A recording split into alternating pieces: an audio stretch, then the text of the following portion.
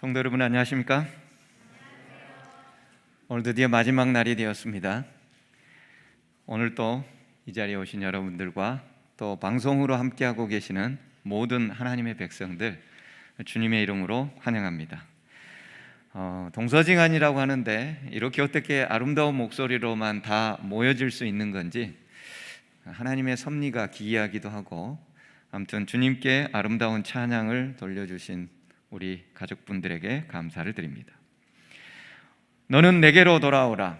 오늘 그 마지막 날, 이 말씀을 통하여 진실로 하나님께로 돌아오는 우리 모든 토평교회 교우님들, 또 새로운 구도자들 되시길 간절히 바랍니다. 오늘 제목은 장사입니다. 장사. 무슨 장사일까요? 남는 장사입니다. 창세기 12장 1절부터 3절은 이렇게 얘기하고 있습니다. 여호와께서 아브라함에게 이르시되 너는 너의 고향과 친척과 아버지의 집을 떠나 내가 네게 보여줄 땅으로 가라. 내가 너로 큰 민족을 이루고 네게 복을 주어 네 이름을 창대하게 하리니 너는 복이 될지라. 너를 축복하는 자에게는 내가 복을 내리고 너를 저주하는 자에게는 내가 저주하리니 땅의 모든 족속이 너로 말미암아 복을 얻을 것이라 하신지라. 저의 모친의 종교 배경은 불교입니다. 아버지는 엄마와 함께 절에 다니시는 건 아니었지만 간접적인 영향을 받았습니다. 어릴 때 저희 어머니는 석가탄신일이나 아니면 혹 제 생일이 되면 언제나 절에 가서 자식을 위하여 부주와 기도를 올리는 것을 잊지 않으셨습니다. IMF 해에 작고하신 제 아버지는 1950년대 후반에 대학을 다니셨던 분이십니다. 그런데 큰 분홍이셨던 할아버지의 권고로 대학 졸업을 미루고 아프신 할아버지를 대신하여 그 모든 큰 농사를 관리하셨지만 여러 가정사의 소용돌이 속에서 재산은 거의 상속받지 못하고 아주 조그만한 소규모 소농사꾼으로 고생 많은 생을 암으로 65세에 마감하셨습니다. 어릴 때 아무 부족함이 없이 자라고 6.25 동란 직후에도 대학을 다닐 만큼 부유했던 삶에서 하루아침에 작은 농사꾼으로 살아가야 했던 우리 아버지에게는 한 가지 소원이 있었습니다. 자식만큼은 당신의 바본스러운 삶을 반복하지 않는 것이었습니다. 그 시대에 그 학력을 단 한 번도 써먹지 못한 것이 못내 아쉬움에 넘어서 한스럽까지 했던 것입니다. 제가 중학교를 들어갈 1980년대 초반에 거주지를 벗어나서 학교를 다닐 수 없다는 교육지구 지정법이 있었습니다. 그 법에 의하면 시골에 있는 아이들은 그 지역 내에 있는 중학교나 고등학교만을 가야 되는 것입니다. 시골 출신인 제가 도시에서 남들보다 더 좋은 교육을 받을 수 있는 것들은 법적으로 아예 제한이 되어 있었던 것입니다. 어떻게든 자식에게 더 좋은 교육과 더 나은 인생을 주고 싶었던 아버지의 깊은 고민은 누나의 제안으로 금방 해결되게 되었습니다. 그것은 다름 아닌 기독교 신앙도 전혀 없는 저를 도시에 자리 잡은 삼육중학교에 입학시키는 것이었습니다. 특목중학교, 종교 목적 특수중학교 삼육은 이렇게 저마다 나름대로의 남는 장사를 해보겠다는 사람들의 도시교육과 인생 성공의 출구로 40년 전에도 그리고 오늘날 지금까지도 이용되고 있습니다. 아버지는 결코 밑진 장사를 원하지 않았습니다. 밑진 장사는 당신 한 명으로 끝내야만 했습니다. 그렇게 해서 저는 시골이라는 틀을 벗어나 도시에서 남들이 받는 더 나은 교육, 더 나은 남는 장사를 위해서 삼육학교에 들어온 것입니다. 삼육은 더 나은 교육 환경을 통한 인생 성공으로 나아가는 징검다리, 그 이상도 그 이하도 아니었습니다. 그렇기 때문에 저는 삼육중학교 3학년 10월 하순, 바로 이맘때 고등학교 원서를 쓸 무렵 저와 아버지는 삼육을 박차고 나와 나의 인생 성공을 이끌어줄 것으로 여기는 다른 더 좋은 사회의 일반 고등학교에 진학하는데 아무런 주저함이 없었습니다. 오히려 그런 주저함을 주려는 삼육 친구들의 모든 만류를 뿌리치는 것이 저의 일상이었습니다. 아직도 저는 생생하게 기억하고 있습니다. 저를 끔찍하게 아껴주던 친구가 원서 마감 마지막 날 제게 그의 간절한 마음을 담은 두툼한 편지를 들고 제 앞에 나타났던 것을, 원서 마감 바로 전날 버스가 끊어진 자정에 먼 거리에서 기도하는 심정으로 걸어서 온 그가 얼마나 고민했는지 그의 진지하고 간절한 표정을 읽을 수 있을 뿐만 아니라 지금도 그의 눈빛이 생각납니다. 나를 삼육학교와 신앙 안에 붙들어 놓으려는 그의 간절한 눈빛 말입니다.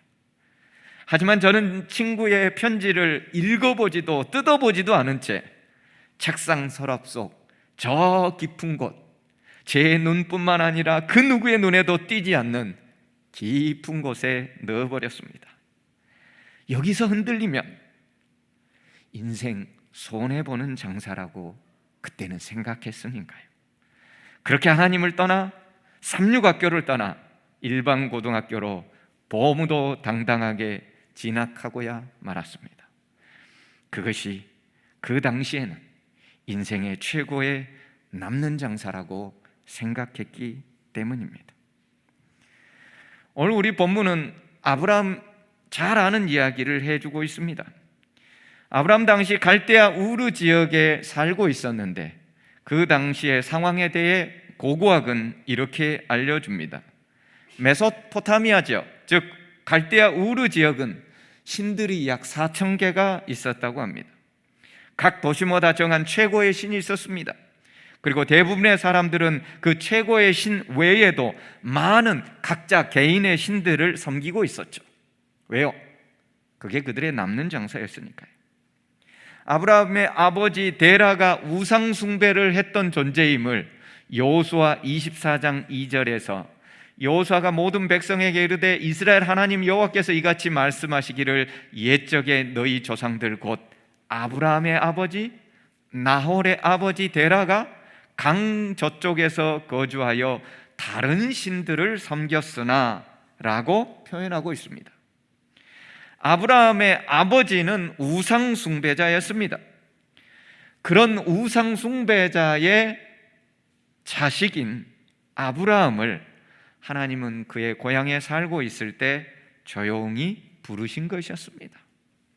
아브라함아, 너의 고향과 친척과 아버지를 떠나서 내가 네게 보여줄 땅으로 가보지 않겠느냐? 내가 너에게 땅도 주고 자식도 줄게. 하나님은 우상 숭배가 만연하고 있는 아브라함의 집안 속에서 하나님만을 섬기는 백성으로 그를 초청하여 불러내고 있었습니다. 아브라함은 여기서 선택의 기로에 있었습니다.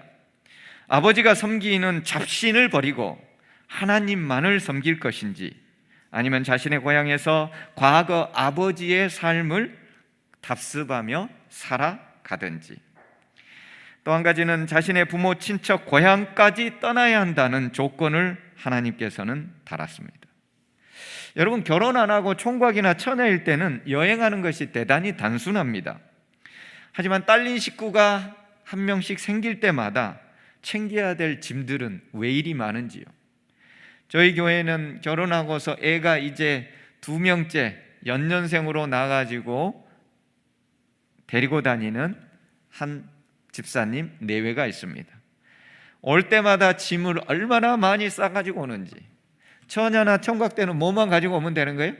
성경책 하나만 들고 오면 되거나 아니면 작은 백 하나만 들고 오면 됐는데, 지금은 배낭에다가 기저귀 가방, 분유 가방 잔뜩 챙겨가지고, 제가 지난 안식일에도 한마디 했습니다. 집사님은 무슨 이민 다니십니까? 여러분, 교회에 오는데, 집에서 교회에 오는데 자식 2명에 기저귀와 분유와 이유식과 여러 가지 간식거리와 심지어 애 떠들지 말라고 장난감까지 챙겨오는 거, 보행기까지 챙겨오는 거. 가끔 차를 2대를 가지고 와요.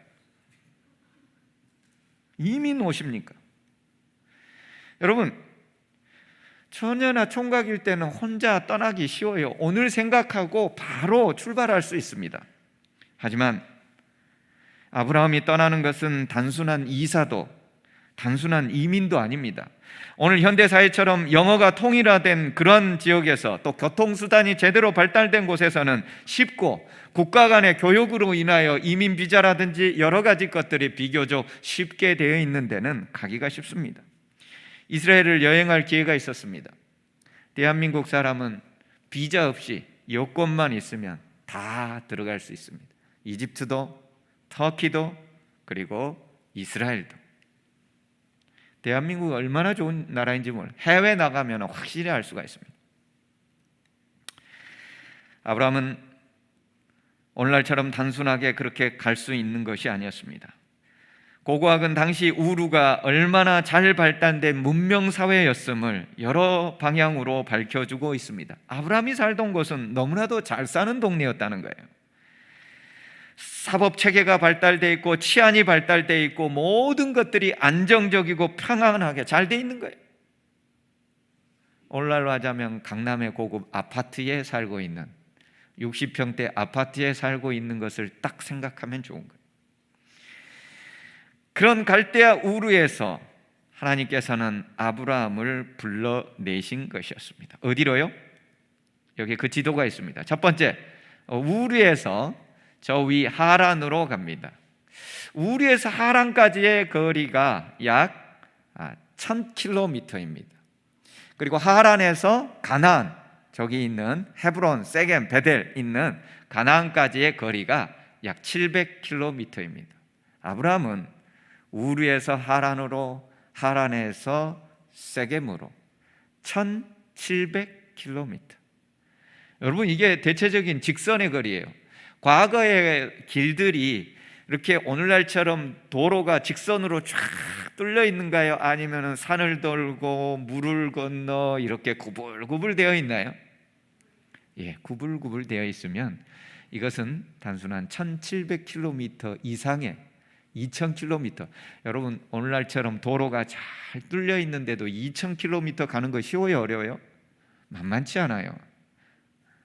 근데 아무런 교통수단도 없이, 심지어 산과 물을 건널 때마다 곳곳에 숨어 있을 그 산적들, 그 모든 것들을 뚫고 가야 되는 것입니다. 단순한 일이 아니에요. 우리 성경을 읽을 때 그 배경과 그 깊이들을, 그 상황들을 고민하면서 읽어요. 오늘날과 같이 짐 싸서 가면 되지, 이민 수속 뽑고, 대한민국 선진국, 어느 나라에서나 환영받는 국가, 한번 여행 갔다 오지, 안 되면 언제든지 돌아오면 되고, 역이민도 많지 않습니까? 그런데 여기 한 가지 더 어려운 것이 또 있습니다. 창세기 14장 14절에는 아브라함이 그의 조카가 사로잡혔음을 듣고 집에서 길리고 훈련된 자 몇 명요? 318명이랍니다. 그들을 거느리고 가서 싸우러 갑니다. 여러분, 여기 있는 318명은 어린이, 할아버지, 할머니 포함된 숫자가 전혀 아닙니다. 집에서 길리고 훈련된 자예요. 여러분, 용병들이 아니에요. 이 사람들은 집에서 함께 동고동락하는 사람들이라고 성경은 분명히 기록해 놓고 있어요. 318명의 20대부터 적어도 50대까지의 장정들이라면 결혼을 했을까요? 자식은 있을까요? 자식을 오늘날처럼 1명, 2명만 낳을까요? 아니면 될 수 있는 대로 10명까지도 낳을 수 있을까요? 이 숫자가 곱하기 4나 5나 6을 해도 가능한 숫자인 것이죠. 식솔이 적어도 1000명 이상을 거느린 그런 아브라함이 잘 사는 갈대아 우르를 버리고서 이제 최고의 문명 사회에 살다가 가난하고 없고 척박한 가나안 땅으로 이사를 해야 된다는 것입니다. 이렇게 문화 여건과 교육 환경이 잘 갖춰진 동네에서 하나님이 나오라고 부르고 계시는 것입니다. 그를 가나안의 시골 동네, 척박한 동네, 여러분 이스라엘 땅을 딱 밟자마자 제가 깜짝 놀란 게 있습니다. 이집트에서 시내 반도를 통하여 이스라엘 땅을 딱 밟자마자 저희가 성지순례 여행을 했던 모든 사람이, 그때 제가 앤드루스에 있을 때인데, 다 했던 한마디, 외국에 있던 친구들도 다 했던 한마디, 이게 어떻게 젖과 꿀이 흐르는 땅일까? 도대체 이렇게 사막 천지, 지금도 예루살렘에 있는 모든 나무들은 한 그루 한 그루마다 그 수도 관정이 전부 되어 있어요. 거기에는 하루라도 물을 주지 아니하면 그 나무들은 살 수가 없는 나무들이에요. 예루살렘이 전체가 그래요. 요단강과 갈릴리 북쪽, 그쪽 위쪽만 살만한 곳이고 사실은 예루살렘부터 밑으로는 전부 사막입니다. 아브라함은 갈대아 우르라는 메소포타미아 뜻 알지 않습니까? 두 강들의 사이, 티그리스 강과 유프라테스 강이 흘러가지고 항상 물들이 풍부하고 먹을 것이 풍부해서 세계 4대 문명이 발생할 수 있는 그런 위대한 최대 문명 대국에서 척박한 먼지만 날리는 가나안 땅으로 가라고 하는 것이었습니다. 저는 강남교회를 섬기다가 왔다고 말씀드렸습니다. 그곳에 사는 분들은 강남에 있는 그 지역을 떠나는 것 자체에 대해서 큰 부담을 느낍니다. 마치 내가 왜 강남을 떠나야 될까? 제가 보면은 그 집 팔면은요, 저희 시골 동네가 아직 평당 5만 원인데, 논이 평당 5만 원인데, 제가 우리 교회 집사님 강남에 살고 계시는 분이 있었어요. 지금도 계세요. 집사님 집 팔면은 우리 동네하고 이웃 동네까지 다 살 수 있습니다.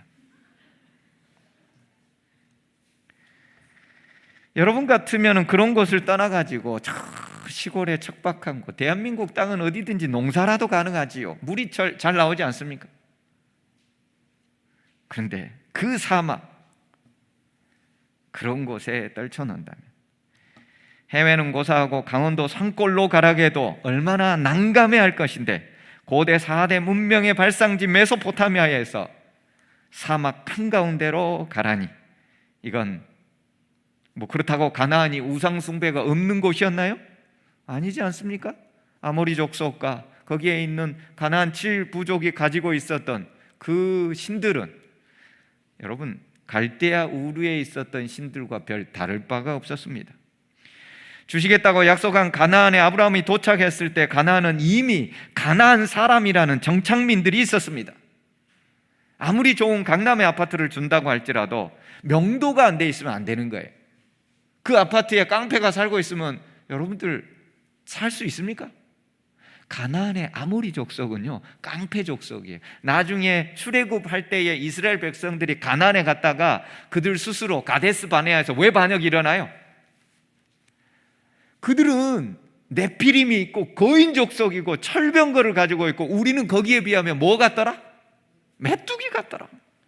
여러분 이게 가나안이에요. 아니 하나님이 가나안으로 보내주실 것이면 명도를 시켜줘야 될 거 아니에요. 진입할 수 있도록. 근데 거기에 자신들보다 훨씬 강한 아모리 족속과 철병거를 가지고 있는 엄청난 그 사람, 물론 철병거는 출애굽 당시입니다. 아브라함 시대에는 아직 철기 문화가 그쪽에까지 진행된 것은 아니고요. 어쨌든 그런 거인 족속 같은 사람들이 살고 있는데 어떻게 그곳에 가서 비집고 들어갈 수가 있냔 말이에요. 아브라함 입장에서 억울할 수 있습니다. 고향과 친척을 등지고 하나님 말만 믿고 따라왔는데, 땅 주고 자식 준다고 해서 따라왔는데, 자식도 감감무소식이지만은 땅도 명도가 안 돼 있는 거예요. 이럴 때 아브라함은 후회하지 않았을까요? 여러분 같으면 어떻겠습니까? 뭐 하나님 믿으면 복이 온다고 해서 말이지, 오늘 뭐 침례받고 살아가라고 했는데 내가 생각하는 복은 안 와. 하나님이 이 모든 것들에 대하여 책임져 주셔야 되지 않나요? 창세기 15장 5절은 아브라함이 자신의 모든 재산을 다 팔고 갈대아 우르에서 나왔습니다. 강남에 혹시 모르니까 아파트 한 채하고 건물 하나, 거기서 월세도 좀 받고 해서 가나안에 가서 척박하면은 거기 월세 받고 살다가 안 되면은 복귀하지, 이런 생각 없어요. 아브라함 다 팔고 나왔다고 성경은 기록해 놓고 있어요. 고향과 친척, 친구들로부터 그는 완전히 분리되어 있습니다. 심지어 그의 아버지가 돌아가심으로 인하여 그 부모와 연결된 모든 끈들은 다 끊어졌습니다. 아브라함은 이렇게 따라 나선 거예요. 그에게 있어서 하나님의 말씀에 그는 단순히 순종하는 것, 그게 답이었습니다. 영감의 글은 이런 말을 우리에게 남겨주고 있는데, 여기를 이해하는 데 도움이 되기 때문에 읽도록 하겠습니다. 이와 같이 아브라함에게 임한 시험은 가벼운 것이 아니었고, 그에게 요구된 희생도 작은 것이 아니었다.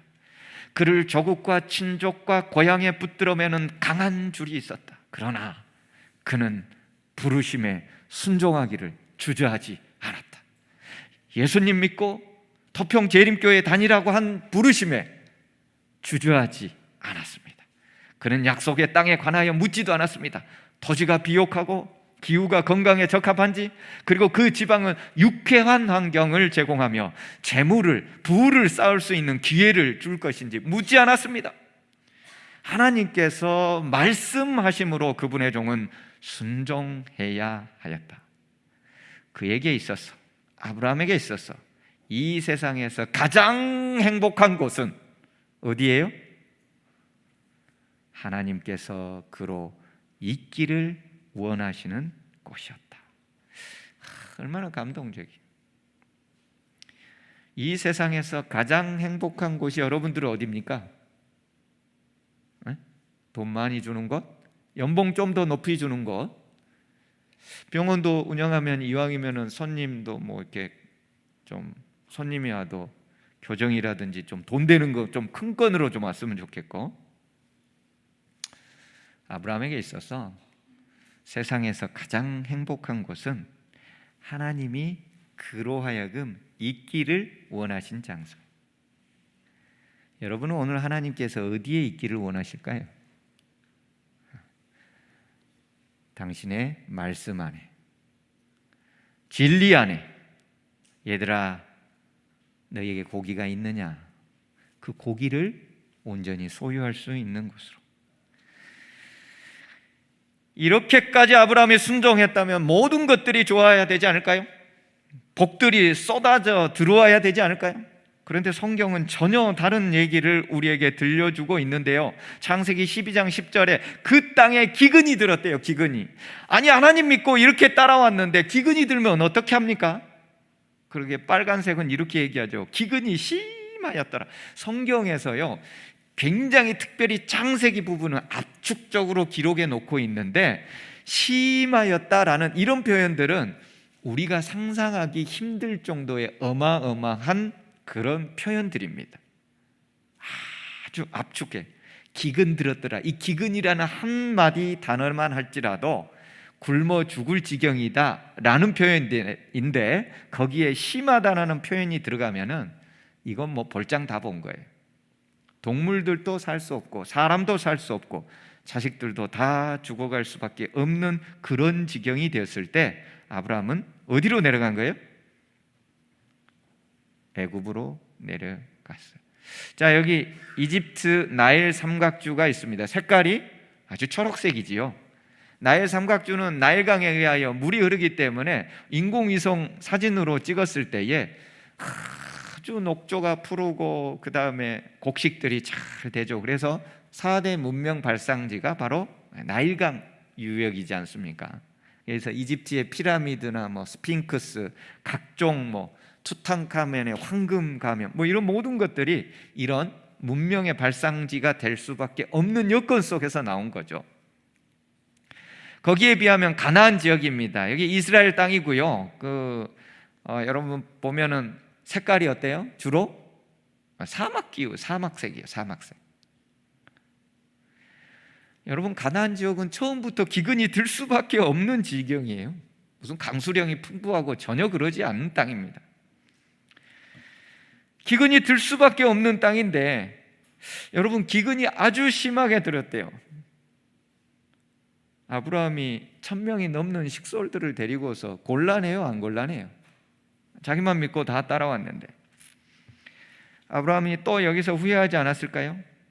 하나님은 내게 왜 이런 시련을 주실까? 내 고향 유프라테스 강과 티그리스 강이 흐르는 그곳에는 얼마나 곡물이 풍부한데 예수님 믿고 이렇게 까다로운 안식일교회에 침례받고 다니면 하나님은 계획에도 없는 복들을 끌어다가 부어주어야 되는 거 아니에요? 찬양 리더로 반주로 이렇게 고생하면 없는 복도 가져다가 퍼 부숴줘야죠. 가나안 땅에 갔더니 가나안 주민들은 살고 있어서 삐짓고 들어갈 수도 없어. 그것까지 속상한 마음을 억누르고 살 수 있는데 거기에다가 혹독한 기근까지 닥쳐왔을 때 아브라함은 감당할 수 있었을까요? 하나님 믿고 침례받고 교회 다니면 축복 주셔야죠. 11조 꼬박꼬박 바치면 복을 쏟아 부어 주셔야죠. 안식일까지 지키면 식사 봉사나 교회 봉사하면은 호박이 덩굴지에 들어오듯 복과 성공으로 내가 원하는 것으로 하나님 채워 주셔야 하는 것 아닌가요? 기근이 심할 때 아브라함은 고향 생각이 나죠. 춥고 배고프면 어디가 생각나요? 고향 생각나는 거예요. 이런 시련과 고난 속에서 그는 어떻게 행동했는지 우리가 읽었던 곳에 아브라함이 애굽에 거류하려고. 이 거류라는 말은 이게 한자어인데 영어적 표현으로 하자면은 for a while, 잠깐 이 뜻입니다. 거류라는 단어가요. 거기에 아예 살러 가는 것이 아니라 영어로는 그렇게 돼 있어요. NIV 성경이나 다른 성경을 보면은. 그래서 가끔 여러분들 성경을 읽을 때 혹시 영어가 이렇게 된다면 좀 이렇게 같이 읽으시면 도움이 되는데 저는 학원에 있으면서 학생들하고 영어로 성경 공부하다가 이런 것들을 하나씩 얻었습니다. 잠깐 동안 내려가기 위해서 아브라함은 애굽에 가 있었던 것이었죠. 아브라함은 그의 행복의 장소가 항상 하나님이 그로 하여금 있기를 원하는 그 장소였기 때문에 아주 잠깐 내려갔다가 올 예정이었던 것입니다. 아브라함은 군소리하지 않았습니다. 그는 처음부터 하나님 말씀에 단순하게 순종했던 것이죠. 여기까지 따라왔다가 되돌아가 버리면 누구 손해예요? 여기까지 침례받고 교회 다니다가 세상으로 다시 대마와 같이 돌아가 버리면 누구 손해예요? 우리 손해예요. 물론 하나님도 손해죠. 아브라함은 아주 잠시 그곳에 피해 있기 위해서 나아갔었죠. 아브라함을 움직이게 하는 것이 있었습니다. 그것은 하나님께 영광을 돌리는 것이었습니다. 그는 하나님께 영광을 돌리기 위해서라면 기꺼이 좋은 환경도 포기할 수 있었습니다. 기꺼이 좋은 재물도 포기할 수 있었습니다. 우리 아파트 하나 얻어보려고 얼마나 노력합니까? 20평 살다 하면 30평, 30평 살면 40평, 40평 살면 50평. 그걸 위해서 얼마나 노력합니까? 밤새 고민해. 그래서 어떤 책을 읽었더니 그랬더라고. 집사님, 요한복음 3장 26절 좀 읽어주세요. 요한복음 3동 260호 보도록 하겠습니다. 얼마나 저녁 내 그걸 생각하고 있었는지. 구역반 예배 성경절이 뭘로 나와요? 돈과 호수로 나오는 거예요. 물론 여기는 그런 분들이 한 분도 없을 것으로 저는 압니다만, 여러분들을 움직이게 하는 것이 무엇입니까? 토평교회 교인들 여러분들을 움직이게 하는 것이 지금 무엇입니까? 돈입니까? 연봉 많이 주는 직장입니까? 유명하게 만들어주고 나를 성공으로 움직여주는 것입니까? 자녀의 성공입니까? 도대체 난 오늘 무엇에 의하여 움직이고 있습니까? 여러분, 예수님은 왜 굳이 십자가에 달려서 돌아가셔야만 했을까요? 당시 십자가는 수치의 상징이었습니다. 초대교회의 그리스도인들이 복음을 전하는 데 있어서 가장 큰 걸림돌은 메시아가 십자가에서 죽었다는 거예요. 신이 메시아, 구원자가 죽어버렸다는 것 자체도 이해할 수가 없었습니다. 여러분, 구원자가 죽어버리면 구원할 수 있어요, 없어요? 세상에는 구원할 수 없어요. 김구 선생님 대한민국을 구원해주고 남북이 하나가 되어서 대한민국을 위대한 민족으로 만들어줄 걸로 생각했지만 누군가에 의해서 서거당에 돌아가셔버렸잖아요. 구원자가 될 수 있어요, 없어요? 못 되는 거예요. 아무리 위대한 지도자라도 살아있어야 구원이 돼요. 그게 인간의 세계예요. 하지만 하나님의 생각은 우리의 생각과 달라요. 하나님의 세계는 죽어야 살아요. 여러분, 죽어야 사는 게 하나님의 세계예요. 내 성질머리 죽어야 살아요. 메시아가 죽는 것도 이해할 수가 없는데 어떻게 그 십자가에 달려 죽냐 이겁니다. 십자가는 수치의 상징이었어요. 로마인들은 로마 시민권을 가진 자에게는 결코 십자가형을 주지 않았습니다. 오직 야만족, 그것도 국가 전복죄, 이런 끔찍한 죄에만이 십자가형을 주었습니다. 그렇기 때문에 십자가형은 저주의 상징이었고, 어떻게 메시아가 죽는 것도 이해가 안 되는데 그것도 십자가에서 돌아가시냐 이겁니다. 예수는 왜 그 저주의 상징이었던 십자가에서 돌아가시는 것을 허락하셨을까요? 전지전능하시고 창조주 하나님이셨던 당신이 처형당할 도구를 선택하지 못했을까요? 아니요. 그분은 분명 선택하실 수 있었습니다. 아니, 그걸 선택하신 것입니다. 나무에 달린 자마다 저주받는 자들이며. 제가 그 모든 내용을 다 얘기할 수 없습니다. 들을 수 있는 귀 있는 분들은 듣고 깨달으시면 됩니다.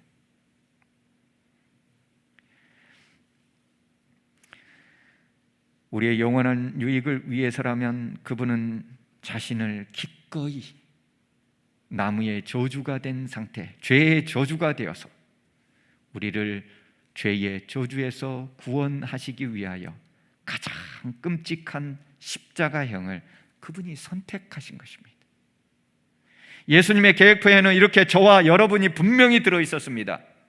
여러분의 인생 계획 속에는 예수님, 십자가에서 나와 여러분을 위하여 돌아가신 그 예수님이 분명히 계십니까? 영감의 글은 또 이렇게 이어집니다. 많은 사람들이 여전히 아브라함이 시험을 당하였던 것처럼 시험을 당한다. 그들은 극기와 고난과 희생의 길인 것처럼 보이는 길로 들어가기 위하여 부귀 공명보장되는 직업을 버리고 마음에 맞는 좋은 공동체 생활, 유리한 공동생활을 떠나고 친족과 심지어 작별하라는 요구를 받을지도 모른다. 그러나 안일한 생활과 친구들과 친족에 감하는 그 일을 성취하는데 필수적인 바로 그 특성을 개발하는데 방해가 되었다.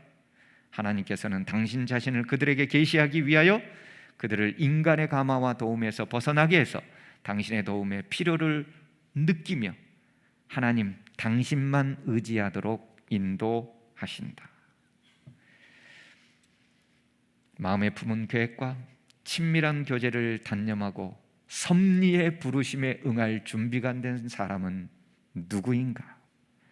새로운 의무를 받아들이며 시도해 본 적도 없는 분야에 뛰어들어 확고 부동하고 자원하는 마음으로 하나님의 일을 행하며 그리스도를 위하여 자신의 손해를 이익으로 간주할 사람은 누구인가?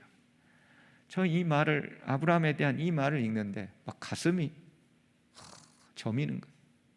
나는 조그만한 것도 손해 잘 못 보겠는데, 자존심 상해가지고 누가 이러쿵저러쿵 하면은 봉사하기 싫은데, 어떻게 아브라함은 자신의 손해를 이익으로 간주하냐 이 말이에요.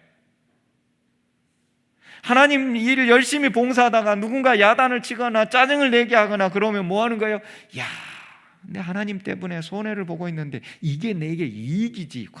어제 제자들이 예수 때문에 고난받는 것을 그들이 즐거워하며 기뻐하면서 가더라.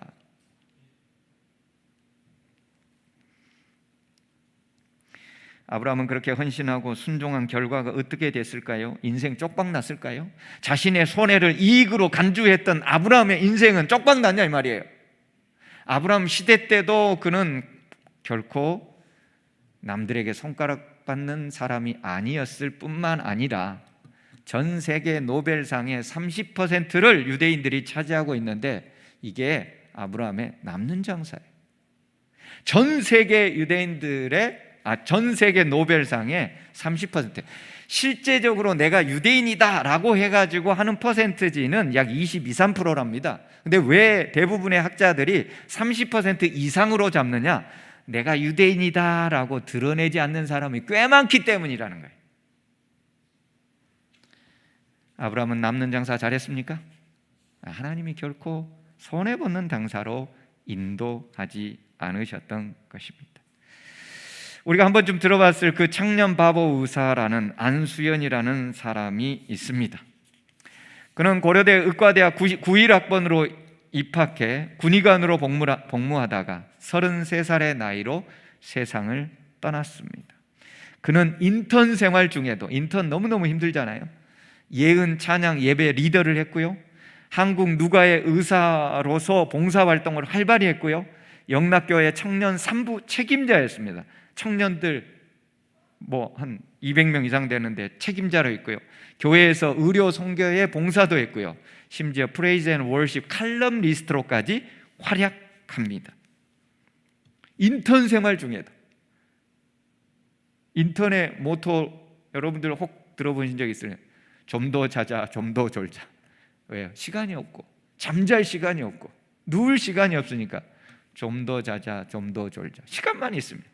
그 시대에 여러분 그 책을 한번 여러분들 기회 있으면 읽어보세요. 그는 인턴 생활 중에도 자기에게 해당된 그쪽에서는 주일 예배라 하죠. 주일 예배를 딱 한 번 빠졌다. 모든 시간표를 다 바꾸는 거예요. 예배에 참여하기 위하여, 주께서 허락하신 그 예배에 참여하기 위하여. 뿐만 아닙니다. 그는 그 글에 이렇게 써놨습니다. 월급의 대부분을 다른 사람의 선물로 사용된다. 책만 약 1년에 300권, 각종 테이프와 CD는 말할 것도 없다. 하나님의 나라가 확장되고 힘들고 지친 이들이 예수님을 알아가게 하는 데 썼으니 이게 남는 장사다.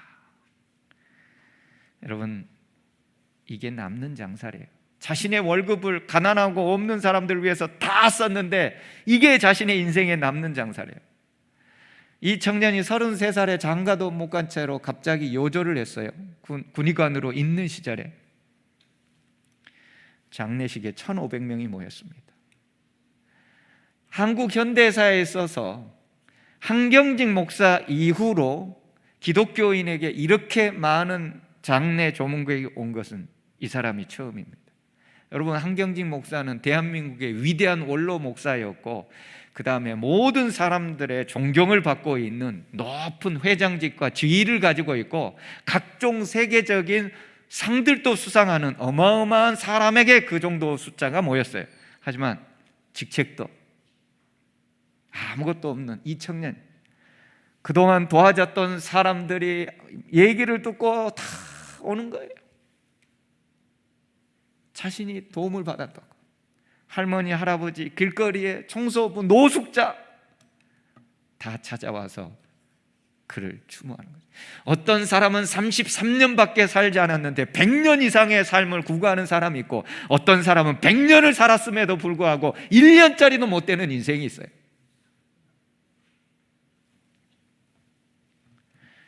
여러분, 남는 장사, 이 친구는 남는 장사를 했어요. 아브라함은 오늘 우리에게 남는 장사가 뭔지를 보여주고 있어요. 하나님께서 오늘 우리에게 남는 장사로 초대하고 있어요. 여러분, 코로나 시대 아시죠? 점점 분노가 심해지고 있는데요, 중앙대학교 김누리 교수는 이렇게 얘기합니다. 지금 이 젊은이들이 지구 문을 닫고 나가는 마지막 인류가 될 것이다. 이게 김누리 교수의 말이 아니에요. 유럽에 있는 주류 학자들이 지금 외치고 있어요. 코로나는 옐로우 카드가 아닙니다. 이거 레드 카드예요.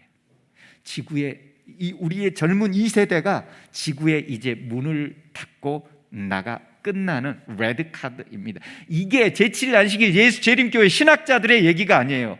유럽에 있는 세계를 바라보고 있는 시선이에요. 여러분, 어떻게 남는 장사를 하시렵니까? 이래도 더 좋은 학교와 더 좋은 직장과 더 좋은 연봉과 이런 것들을 쫓아서 다니시렵니까? 아니면 아브라함처럼, 그리고 우리 안수연 청년처럼 남는 장사 제대로 해보겠습니까?